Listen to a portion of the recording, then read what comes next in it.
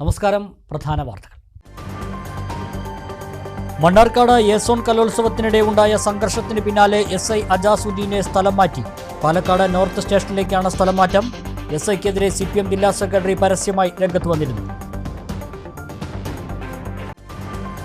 എസോൺ കലോത്സവം സമാപിച്ചപ്പോൾ പാലക്കാട് വിക്ടോറിയ കോളേജിന് കലാകിരീടം. Mannarkkad MES college രണ്ടാമത്, ചിറ്റൂർ ഗവൺമെന്റ് കോളേജിന് മൂന്നാം സ്ഥാനം.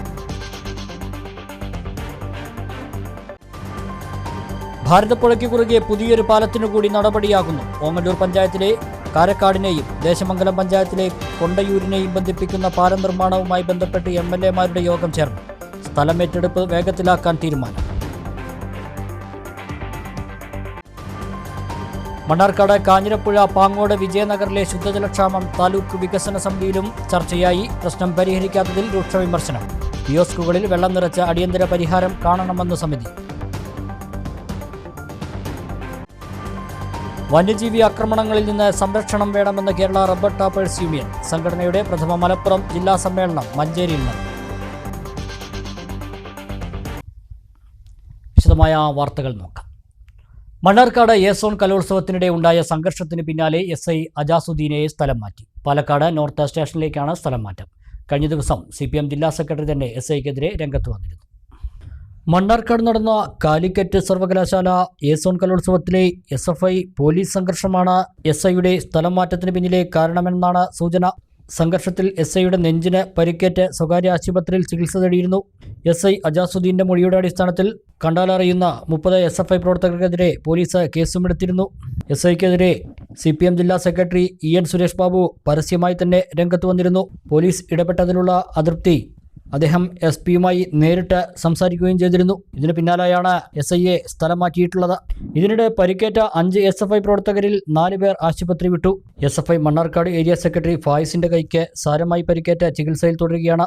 അഗളി SI ശ്രീജിത്തിനെ മണ്ണാർക്കാട് SI ആയി പകരം നിയമിച്ചിട്ടുണ്ട്.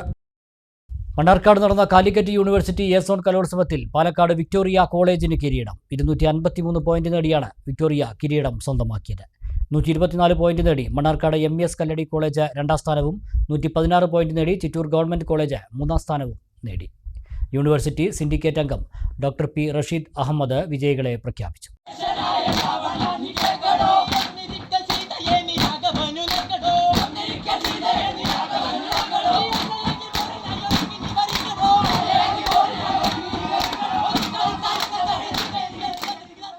കലാതിലകമായി വിക്ടോറിയ കോളേജിലെ സ്വാതി പുല്ലാനിക്കാടും കലാപ്രതിഭയായി ആദിത്യകൃഷ്ണനും തിരഞ്ഞെടുക്കപ്പെട്ടു. വിക്ടോറിയ കോളേജിലെ പത്മശ്രീയാണ് ചിത്രപ്രതിഭ. MES കല്ലടി കോളേജിലെ സിഷാനാണ് സാഹിത്യപ്രതിഭ. ഞായറാഴ്ച പുലർച്ചെയാണ് മത്സരങ്ങൾ അവസാനിച്ചത്. മണ്ണാർക്കാട് നെല്ലിപ്പുഴ നജാത്ത് കോളേജിൽ 5 ദിവസമായി നടന്ന കലോത്സവത്തിൽ ജില്ലയിലെ 64 കോളേജുകളിൽ നിന്നായി 4000 പേരാണ് മത്സരിച്ചത്. തേർഡ് പ്രൈസ് നേടിയിരിക്കുന്നത് government college Chittur 116 point. Second prize MES Kalladi college 121 point. First prize government Victoria college.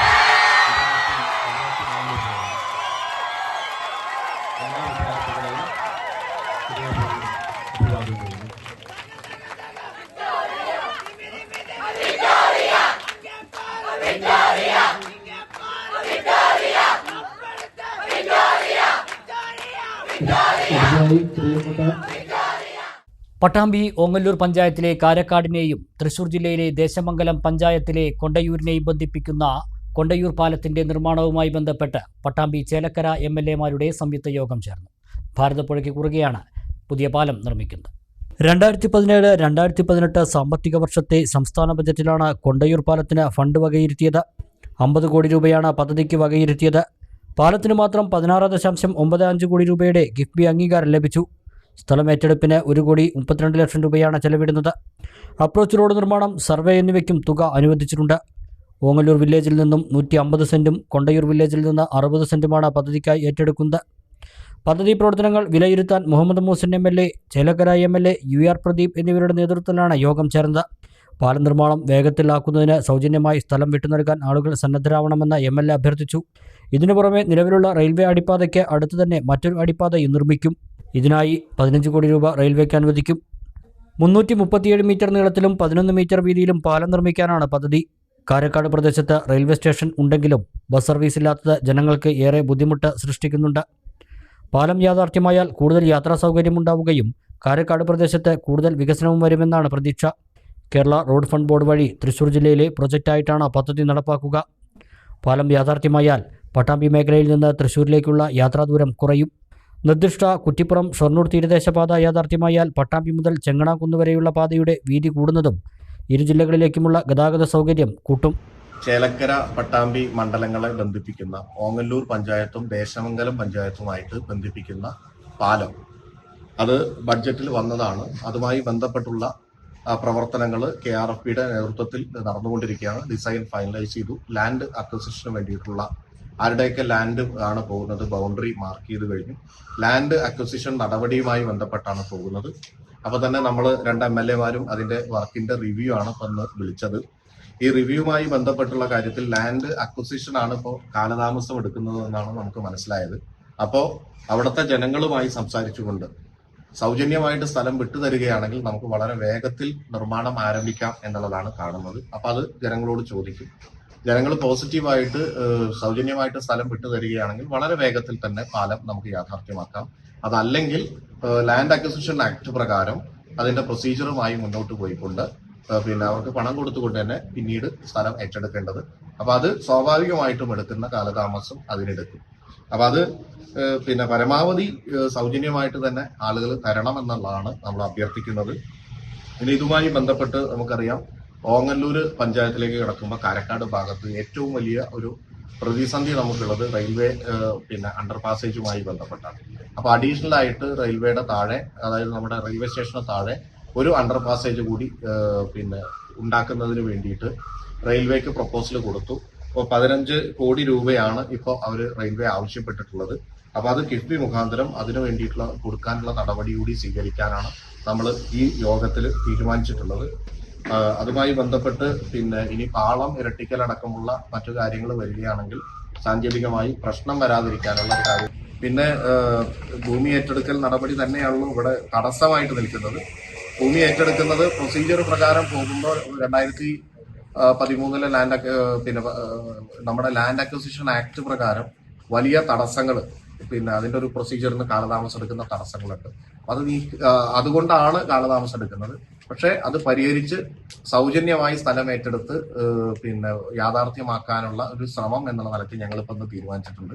അത് നടന്നില്ലെങ്കിൽ മറ്റു പ്രൊസീജിയറുമായി മുന്നോട്ട് പോയിക്കൊണ്ട് ഏറ്റെടുക്കും. ഈ പാലം യാഥാർത്ഥ്യമായി കഴിഞ്ഞാൽ പിന്നെ ചേലക്കര മണ്ഡലത്തിന്റെ വിവിധ ഭാഗങ്ങളിൽ നിന്ന് പട്ടാമ്പിയിലേക്ക്, ഷൊർണൂരിലേക്ക്, അതോടൊപ്പം തന്നെ പാലക്കാട്, ചെറുപ്പളശ്ശേരി, പെരിന്തൽമണ്ണ ഭാഗത്തേക്കൊക്കെ തന്നെ വളരെ വേഗത്തിൽ എത്താൻ കഴിയും. അതുപോലെ തന്നെ ഈ ഭാഗങ്ങളിൽ നിന്നൊക്കെ തൃശ്ശൂരിലേക്കും അതുപോലെ തന്നെ ഇപ്പൊ ഗുരുവായൂരിലേക്കും ഒക്കെ നമ്മുടെ ഈ പ്രദേശങ്ങളിൽ നിന്നൊക്കെ പോകാൻ, അതോടൊപ്പം നമുക്കറിയാം മെഡിക്കൽ കോളേജിലേക്ക് വളരെ വേഗത്തിൽ എത്താൻ കഴിയുന്ന രീതിയിൽ ഏറെ പ്രയോജനം ചെയ്യുന്ന ഒരു പാലമായിട്ട് മാറും. മണ്ണാർക്കാട് കാഞ്ഞിരപ്പുഴ പാങ്ങോട് വിജയനഗറിൽ ശുദ്ധജലക്ഷാമം പരിഹരിക്കാത്തതിനെതിരെ താലൂക്ക് വികസന സമിതിയിൽ വിമർശനം. കിയോസ്കുകളിൽ വെള്ളം നിറച്ച് അടിയന്തര പരിഹാരം കാണണമെന്ന് സമിതി ആവശ്യപ്പെട്ടു. വികസന സമിതി അംഗം AK അസീസാണ് വിഷയം ഉന്നയിച്ചത്. ആഴ്ചയിൽ ഒരു ദിവസം വെള്ളം നൽകുന്നുണ്ടെന്ന് വാട്ടർ അതോറിറ്റി പ്രതിനിധി അറിയിച്ചത് അംഗങ്ങളെ ചൊടിപ്പിച്ചു. ആഴ്ചയിൽ ഒരു ദിവസമാണ് അവർക്ക് വെള്ളം സപ്ലൈ ചെയ്തത്. അത് തുടർന്നുകൊണ്ട് പോകുന്നുണ്ട്. 52 ആദിവാസി കുടുംബങ്ങൾക്ക് ആഴ്ചയിൽ ഒരു ദിവസം വെള്ളം നൽകിയാൽ മതിയോ എന്ന് അംഗങ്ങൾ തിരിച്ചു ചോദിച്ചു. ആ മാനുഷിക പരിഗണന വെച്ചിട്ട് നമ്മളൊക്കെ ഒരു ആഴ്ചയിൽ ഒരു ദിവസം വെള്ളം വന്നാൽ നമ്മളെ കൊണ്ട് കഴിയും, നമ്മളെ കാര്യങ്ങളിൽ കഴിയും. നമുക്ക് ആകെ കേരളീയർക്ക് ഒരു ബക്കറ്റ് 2 ബക്കറ്റ് പറഞ്ഞ ആൾക്കാരാണ്. അപ്പൊ അത്രയും പ്രയാസമുള്ള ആളുകൾ. അപ്പൊ അവർക്ക് ആഴ്ചയിൽ ഒരു ദിവസം എന്തിനു കഴിയും ആ വെള്ളം? അപ്പൊ അത് ഗൗരവമായിട്ട് കാണുന്നതാണ് പട്ടികജാതി വികസനവും ST ഗ്രൂപ്പിന്റെ ആളുകളോടും ജൽജീവൻ മിഷന്റെ ആളുകളോടും അതിന് അടിയന്തരമായിട്ട് പരിഹാരം കാണാൻ സംവിധാനം. ജൽജീവൻ പദ്ധതി പ്രാവർത്തികമായാൽ വെള്ളം ലഭിക്കുമെന്ന് ജൽജീവൻ മിഷൻ പ്രതിനിധി പറഞ്ഞു. പദ്ധതി എന്ന് പ്രാവർത്തികമാകുമെന്ന ചോദ്യത്തിന് 2028 വരെ പദ്ധതിയുടെ കാലയളവ് നീട്ടിയിട്ടുണ്ടെന്നായിരുന്നു മറുപടി. പാമ്പന്തോട് മലയിൽ നിന്ന് മാറ്റിപ്പാർപ്പിച്ചവരാണ് ഇവിടെയുള്ളത്. സുലഭമായി വെള്ളം ലഭിച്ചിരുന്ന സ്ഥലത്ത് നിന്ന് വെള്ളമില്ലാത്തിടത്ത് വന്നുപെട്ടതിന്റെ പ്രയാസങ്ങളാണ് ഇവിടുത്തെ നിവാസികൾക്ക് പറയാനുള്ളത്. വെള്ളമൊന്നുമില്ല. ലാസ്റ്റ് ഞങ്ങളുടെ ജീവനൊക്കെ പോകും വെള്ളമില്ലാതെ. ഭയങ്കര കഷ്ടപ്പാടാണ് ഈ കോളനിയിൽ. മലയിൽ നിന്ന് ഇറങ്ങിയ പിന്നെ ഇവിടെ വന്നിട്ട് ഭയങ്കര കഷ്ടപ്പാടാണ്. വെള്ളത്തിൻ്റെ കുറവും ഇതൊക്കെ. വീടുകളുടെ ഉദ്ഘാടനത്തിനൊപ്പം പൈപ്പ് ലൈനും വീടുകളിലേക്ക് പൈപ്പ് കണക്ഷനും സ്ഥാപിച്ചെങ്കിലും വെള്ളം എത്തിയിട്ടില്ല. ചില വീടുകളിൽ കിണറുകളുണ്ടെങ്കിലും വെള്ളം കുറവാണ്. ചെളിവെള്ളമാണ് ലഭിക്കുന്നത്. ഏറെ ദൂരം ചുമന്നാണ് കുടിക്കാനുള്ള വെള്ളം കൊണ്ടുവരുന്നത്. അലക്കാനും കുളിക്കാനും പുഴയിൽ പോകും. മറ്റാവശ്യങ്ങൾക്കുള്ള വെള്ളം എവിടെ നിന്നെങ്കിലും കൊണ്ടുവരണം. വേനലിൻ്റെ തുടക്കത്തിൽ ഇതാണ് സ്ഥിതിയെങ്കിൽ വരും ദിവസങ്ങളിൽ കുടിവെള്ളക്ഷാമം രൂക്ഷമാകും. പാമ്പൻതോട്ടിലായിരുന്നപ്പോൾ വീടിൻ്റെ സമീപത്തായിരുന്നു പുഴ. ഒരു കാലത്തും വെള്ളത്തിന് ബുദ്ധിമുട്ടുണ്ടായിരുന്നില്ല. അടിയന്തരമായി പാങ്ങോട് വിജയനഗറിൽ വെള്ളം എത്തിക്കാൻ നടപടി വേണമെന്ന് വികസന സമിതി ആവശ്യപ്പെട്ടു. ഇതിനായി സർക്കാർ നേരത്തെ നൽകിയ കിയോസ്കുകൾ ഉപയോഗപ്പെടുത്തണമെന്നും നിർദ്ദേശിച്ചു. വന്യജീവി ആക്രമണങ്ങളിൽ നിന്ന് സംരക്ഷണം നൽകാൻ സർക്കാർ ഊർജിത നടപടി സ്വീകരിക്കണമെന്ന് Kerala rubber tappers union Malappuram ജില്ലാ സമ്മേളനം പ്രമേയത്തിലൂടെ ആവശ്യപ്പെട്ടു. മഞ്ചേരിയിൽ നടന്ന സമ്മേളനം അഡ്വക്കേറ്റ് UA ലത്തീഫ് MLA ഉദ്ഘാടനം ചെയ്തു.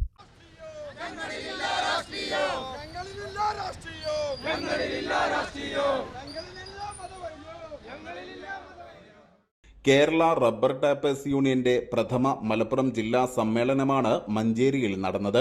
ഇതിന്റെ ഭാഗമായി കിഴക്കേതല മുതൽ സമ്മേളന നഗരിയായ ചുള്ളക്കാട് GUP സ്കൂൾ വരെ നിരവധി തൊഴിലാളികൾ അണിനിരന്ന വിളംബര റാലിയും നടന്നു.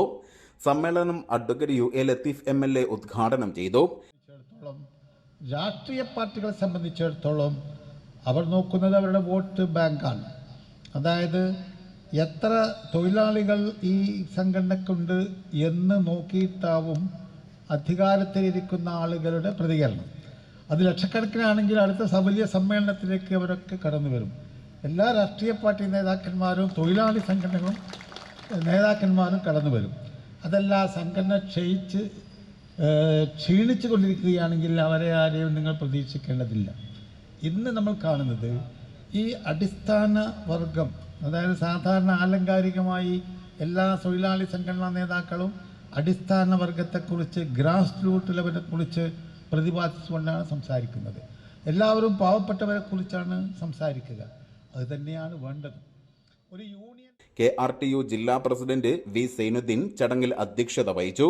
KRTU സംസ്ഥാന പ്രസിഡന്റ് TK മുഹമ്മദ് പ്രമേയ പ്രഭാഷണവും സംസ്ഥാന ജനറൽ സെക്രട്ടറി ഹനീഫ കീഴാറ്റൂർ മുഖ്യ പ്രഭാഷണവും നടത്തി. ജില്ലാ ജനറൽ സെക്രട്ടറി AT ദാസൻ, സംസ്ഥാന treasurer Elias Kurian, KP Jaleel, Sherif Alanallur, KK Askar, Firoz Pandikkad, Vijayan Vettathur, Kasim Edappatta, TK Sajad, K Sudhakaran, C Ali, Unees Panthalloor, Thomas Pothukal, Shibu Thomas തുടങ്ങിയവർ പ്രസംഗിച്ചു. വന്യജീവി ആക്രമണങ്ങളിൽ നിന്ന് സംരക്ഷണം നൽകാൻ സർക്കാർ ഊർജിത നടപടി സ്വീകരിക്കണമെന്നും ടാപ്പിംഗ് തൊഴിലാളികൾക്കും ക്ഷേമാനുകൂല്യങ്ങൾ അനുവദിക്കണമെന്നും സമ്മേളനം പ്രമേയത്തിലൂടെ ആവശ്യപ്പെട്ടു. News bureau, Manjeri. ഇടവേള.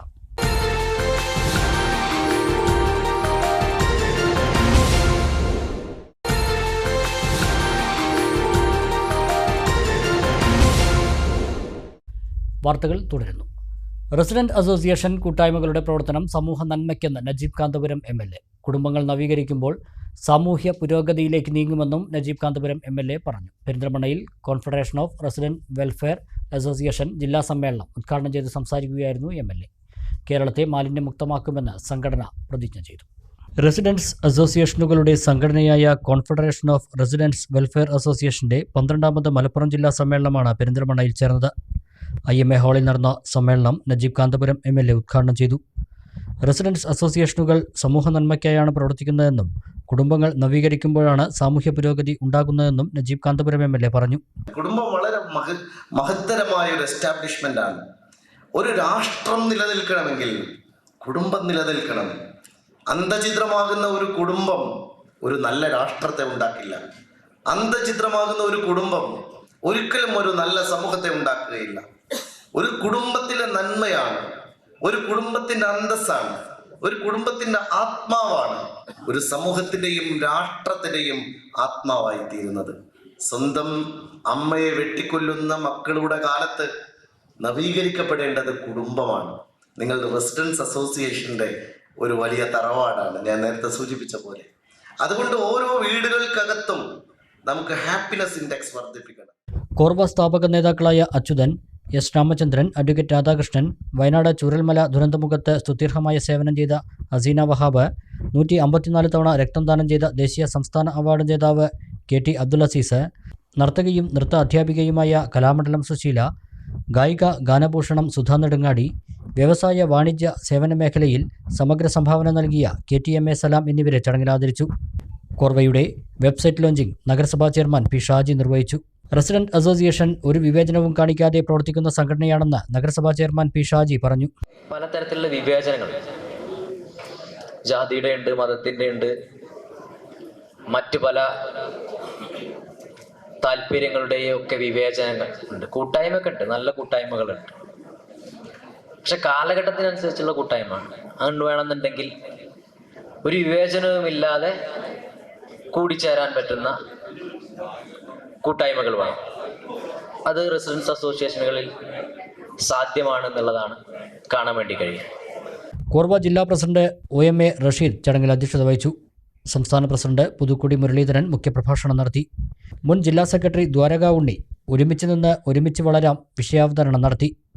സംസ്ഥാന വൈസ് പ്രസിഡന്റ് നൌഷാദ് എടവണ്ണ, സ്വാഗത സംഘം ചെയർമാൻ PR നരേന്ദ്രദേവ്, നാലകത്ത് ബഷീർ, വനിതാ വിംഗ് പ്രസിഡന്റ് സതീദേവി തുടങ്ങിയവർ സംസാരിച്ചു. 2 വർഷത്തേക്കുള്ള കോർവയുടെ ജില്ലാ ഭാരവാഹികളെയും 20 അംഗ കമ്മിറ്റിയെയും സമ്മേളനം തിരഞ്ഞെടുത്തു. OMA റഷീദ് പ്രസിഡന്റായി തുടരും. KT ഹംസ പെരിന്തൽമണ്ണയാണ് പുതിയ ജനറൽ സെക്രട്ടറി. ശിവൻ കാരാട്ടിനെ ട്രഷററായും തിരഞ്ഞെടുത്തു. കേരളത്തെ മാലിന്യമുക്തമാക്കുമെന്ന് സമ്മേളന പ്രതിനിധികൾ പ്രതിജ്ഞ ചെയ്തു.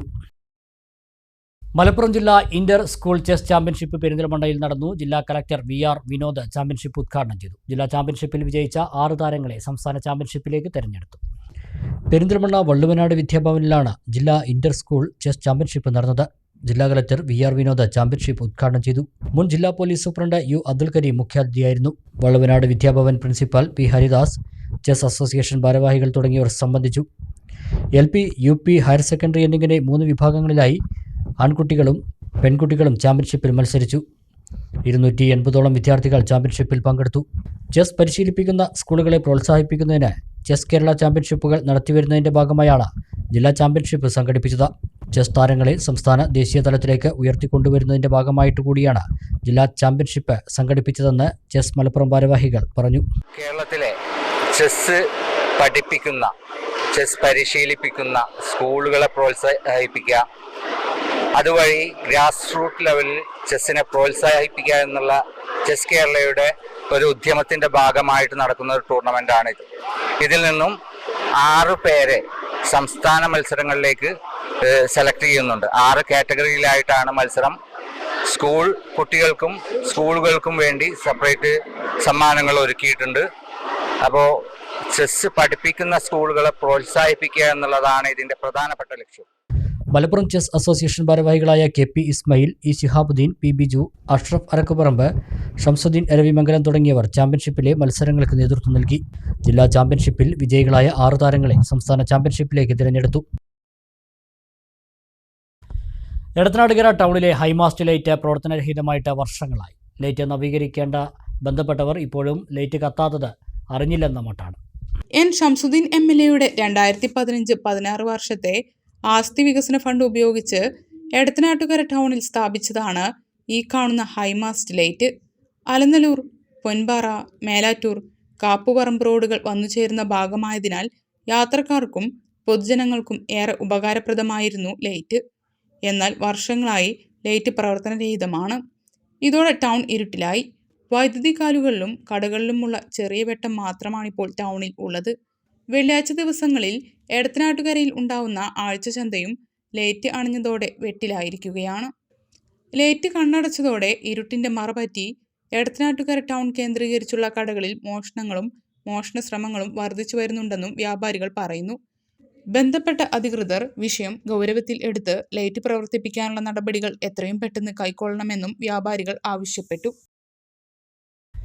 പട്ടാമ്പി നേർച്ചയുടെ സുഗമമായ നടത്തിപ്പുമായി ബന്ധപ്പെട്ട് ഷൊർണൂർ DYSP മനോജ് കുമാറിന്റെ നേതൃത്വത്തിൽ യോഗം ചേർന്നു. സുരക്ഷാ ക്രമീകരണങ്ങൾ യോഗത്തിൽ ചർച്ചയായി.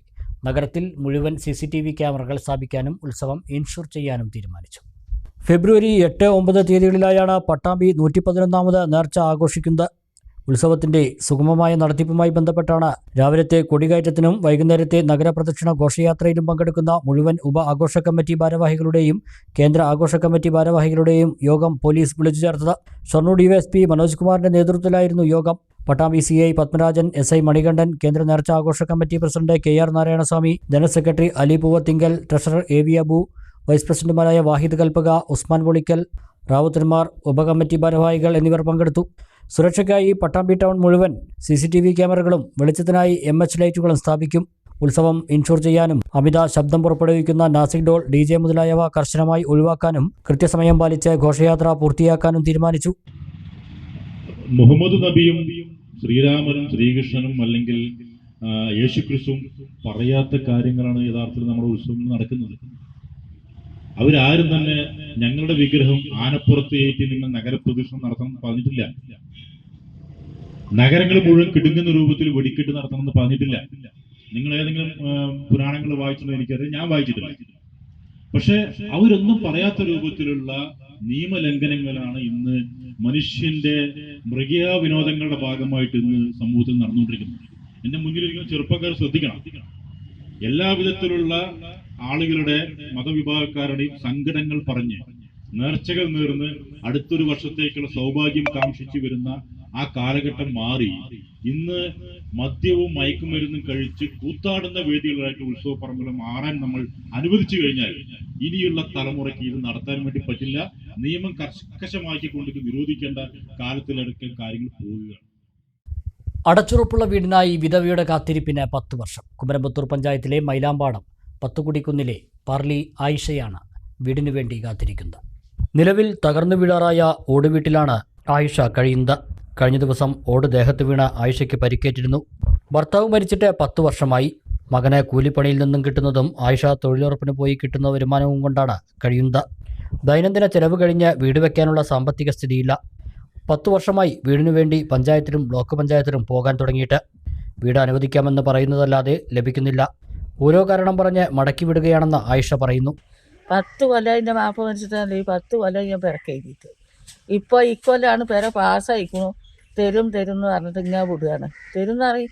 എന്നാൽ തരുമല്ലോ എന്നിട്ട് ഞാൻ പോയി പിന്നെയും പോരും. ഇപ്പോൾ കഴിഞ്ഞ ശനിയാഴ്ച കൊണ്ട് ഞാൻ പോയി. അവിടെ ചെന്നപ്പോൾ ഒരു കാരണം NOC ശരിയല്ല, അതിട്ട് നിങ്ങൾ കയറ്റാൻ പറ്റില്ല, അത് ശരിയാക്കിയിട്ട് വരുന്നതാണ്. എന്നിട്ട് പിന്നെ അതിന് പഞ്ചായത്തിൽ പോയി അത് ശരിയാക്കി പിന്നെ വീണ്ടും ബ്ലോക്കിൽ തന്നെ കൊടുത്ത് ഞാൻ പോകുന്നു. ഇനി വിളിക്കും എന്ന് പറയും. ഇനി വിളിക്കാതെ വരരുതെന്നും പറഞ്ഞപ്പോൾ അപ്പം ഇനി വിളിക്കാതെ ഞാൻ പോകണില്ല സാർ, പിന്നെ ഇന്ന് പോകാമെന്നാ എന്താ പറയുന്നത് നോക്കട്ടെ വെച്ചിട്ട് ചെന്ന് മലക്കം പറയുമ്പോൾ അപ്പോഴും പറയാം തരും വിളിക്കും വന്നാൽ മതി അറിയും. അങ്ങനെ കേട്ട് പോരാ.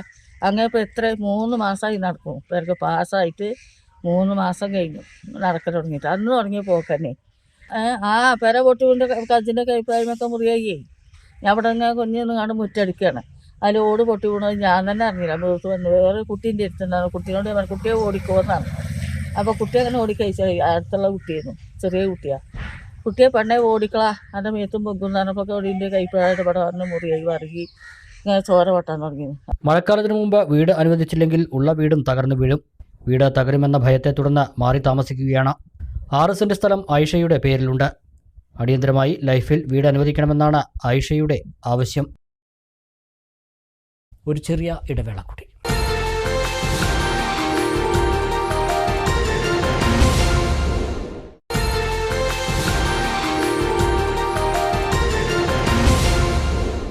മറ്റു വാർത്തകൾ നോക്കാം. കേരളത്തിലെ ഉന്നത മതകലാലയമായ പൊട്ടച്ചിറ അൻവരിയ അറബിക് കോളേജ് 55ാം വാർഷിക സമ്മേളനത്തിനും കോളേജ് സ്ഥാപകരായ അജ്മീർ ഫക്കീർ, മിറാൻ ഔലിയ, പൊട്ടച്ചിറ BV എന്നിവരുടെ ഉറൂസ് മുബാറക്കിനും തുടക്കമായി. ഡോക്ടർ ആതിർശ്ശേരി ഹംസക്കുട്ടി മുസ്ലിയാർ മഖാം സിയാറത്തിന് നേതൃത്വം നൽകി.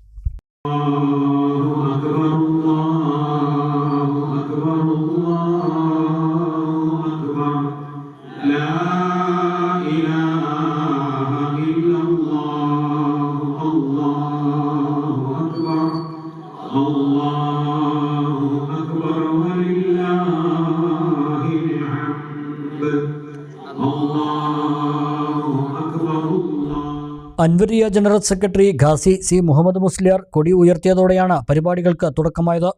സുലാഹുദ്ദീൻ ഫൈസി വല്ലപ്പുഴ, CAMA കരീം, മരിക്കാർ മൗലവിമാരായ മംഗലം മുഹമ്മദ് അലി അൻവരി, അഷ്റഫ് അൻവരി, ഇക്ബാൽ ബാഖവി, അസൈനർ ബാഖവി, ബഷീർ ഹാജി, സുലൈമാൻ ഹാജി, മജീദ് അൻവരി, കെ അബൂബക്കർ, CP സയ്യിദ്, മുസ്തഫ അൻവരി, ഇസ്മായിൽ ദാരിമി, ഉമർ ഹബീബ് അൻവരി, മജീദ് ഹാജി, ഹനീഫ മേലേദിൽ, മാടാല മുഹമ്മദ് അലി, അലവി ഹാജി പട്ടിശ്ശേരി, ബാപ്പുട്ടി ഹാജി, റൌഫ് അൻവരി മൂളൂർ, നൌഷാദ് അൻവരി, സ്വാലിഹ് അൻവരി, സവാദ് ദാരിമി, ജലീൽ ഫൈസി, ലിയാഖത്ത് വാഫി തുടങ്ങിയവർ പങ്കെടുത്തു.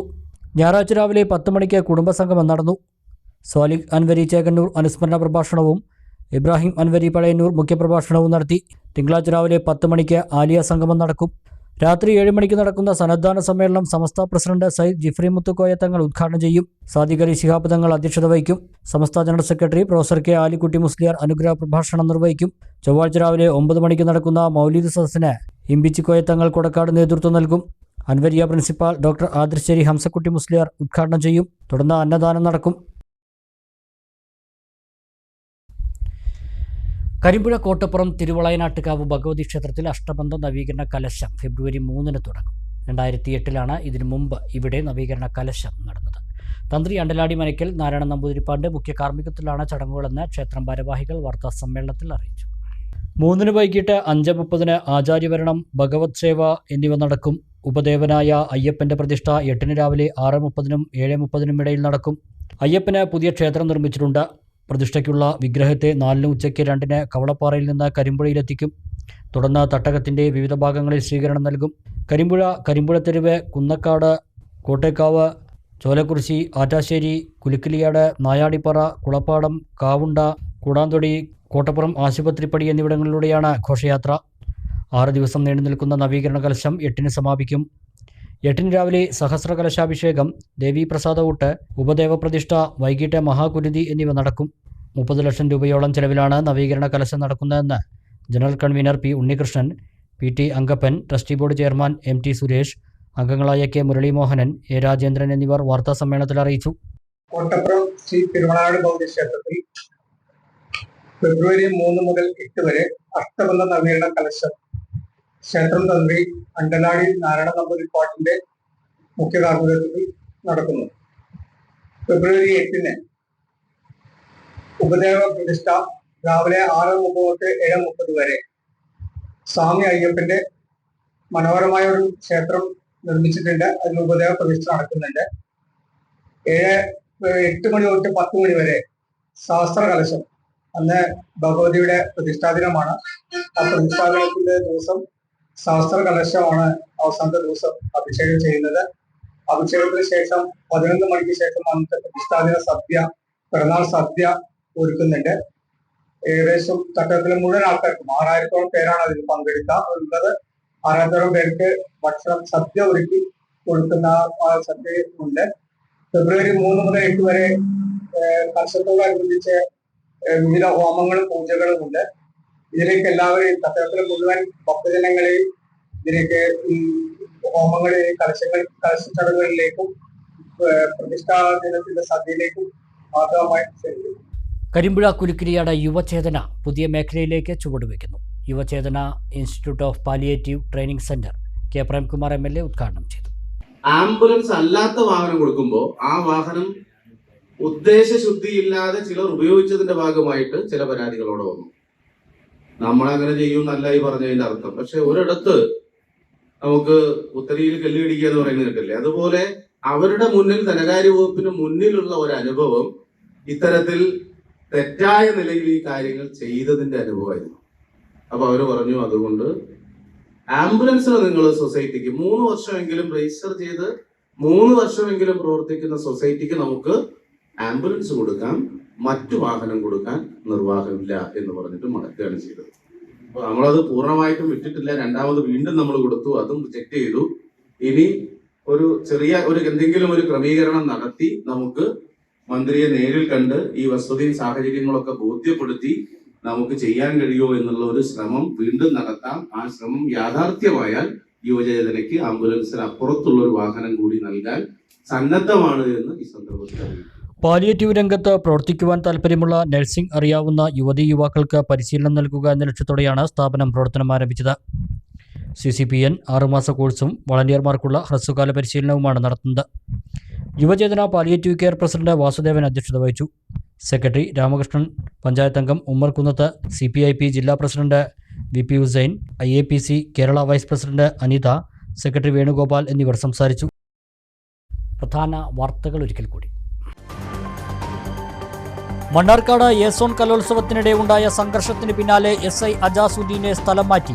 പാലക്കാട് നോർത്ത് സ്റ്റേഷനിലേക്കാണ് സ്ഥലം മാറ്റം. SIക്കെതിരെ CPM ജില്ലാ സെക്രട്ടറി പരസ്യമായി രംഗത്ത് വന്നിരുന്നു. യൂസോൺ കലോത്സവം സമാപിച്ചപ്പോൾ പാലക്കാട് വിക്ടോറിയ കോളേജിന് കലാകിരീടം. മണ്ണാർക്കാട് MES കോളേജ് രണ്ടാമത്, ചിറ്റൂർ ഗവൺമെന്റ് കോളേജിന് മൂന്നാം സ്ഥാനം. ഭാരതപ്പുഴയ്ക്ക് കുറുകെ പുതിയൊരു പാലത്തിനു കൂടി നടപടിയാകുന്നു. ഓങ്ങല്ലൂർ പഞ്ചായത്തിലെ കാരക്കാടിനെയും ദേശമംഗലം പഞ്ചായത്തിലെ കൊണ്ടയൂരിനെയും ബന്ധിപ്പിക്കുന്ന പാലം നിർമ്മാണവുമായി ബന്ധപ്പെട്ട് MLA-മാരുടെ യോഗം ചേർന്നു. സ്ഥലമേറ്റെടുപ്പ് വേഗത്തിലാക്കാൻ തീരുമാനം. മണ്ണാർക്കാട് കാഞ്ഞിരപ്പുഴ പാങ്ങോട് വിജയനഗറിലെ ശുദ്ധജലക്ഷാമം താലൂക്ക് വികസന സമിതിയിലും ചർച്ചയായി. പ്രശ്നം പരിഹരിക്കാത്തതിൽ രൂക്ഷ വിമർശനം. കിയോസ്കുകളിൽ വെള്ളം നിറച്ച അടിയന്തര പരിഹാരം കാണണമെന്ന് സമിതി. വന്യജീവി ആക്രമണങ്ങളിൽ നിന്ന് സംരക്ഷണം വേണമെന്ന് കേരള റബ്ബർ ടാപ്പേഴ്സ് യൂണിയൻ. സംഘടനയുടെ പ്രഥമ മലപ്പുറം ജില്ലാ സമ്മേളനം മഞ്ചേരിയിൽ നടന്നു.